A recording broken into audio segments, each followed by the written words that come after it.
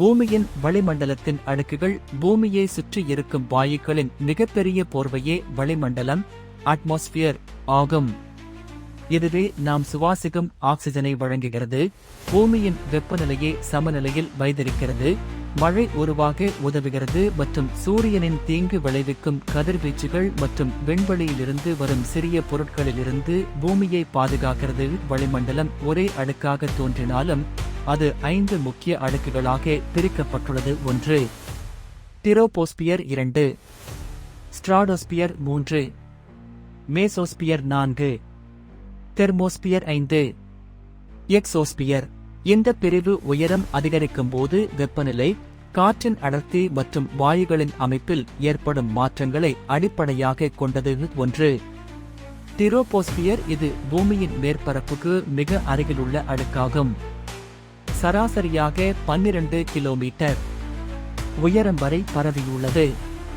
பூமத்திய ரேகை இக்வேட்டர் பகுதிகளில் இது 20 கிலோமீட்டர் வரை நீள்கிறது. மனிதர்கள் வாழும் பகுதி இதுவே. வளிமண்டல காற்றின் பெரும்பகுதி இங்கே உள்ளது. மழை, காற்று, புயல், மேகங்கள் மற்றும் காலநிலை மாற்றங்கள் அனைத்தும் இந்த அடுக்கில்தான் நிகழ்கின்றன. பெரும்பாலான வணிக விமானங்கள் இந்த அடுக்கின் மேற்பகுதி அல்லது அடுத்த அடுக்கின் தொடக்க பகுதியில் பறக்கின்றன.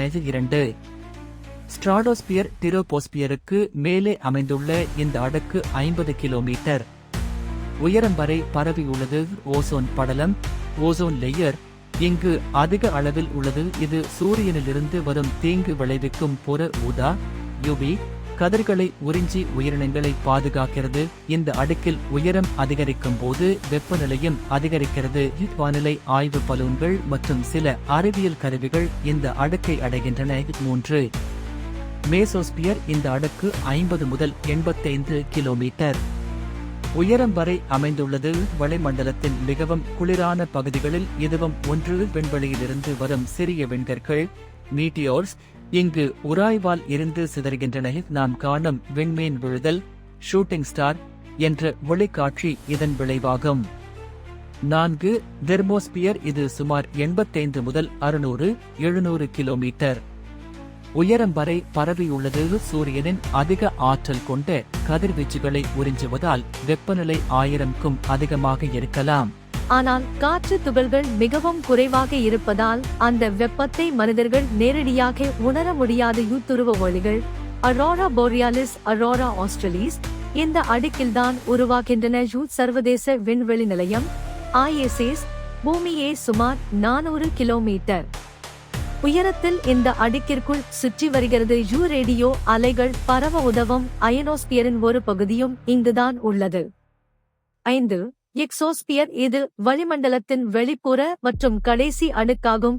சுமார் 600-700 கிலோமீட்டர் உயரத்தில் தொடங்கி ஆயிரக்கணக்கான கிலோமீட்டர்கள் வரை விண்வெளியை நோக்கி நீள்கிறது.